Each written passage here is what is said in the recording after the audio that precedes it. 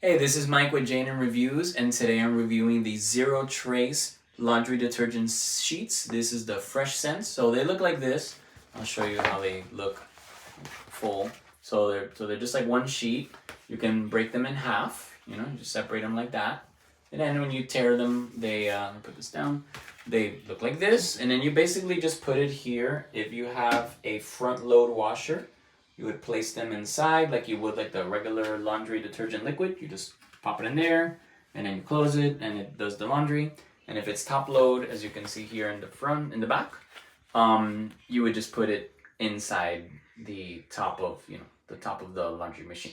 So yeah, so it has 72 loads, 36 sheets, and 36 sheets, 72 loads. I wanted to make sure I was right.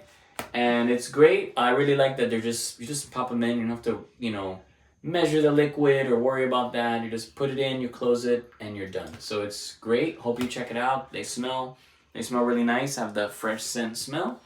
So hope you check them out and hope you enjoyed the video.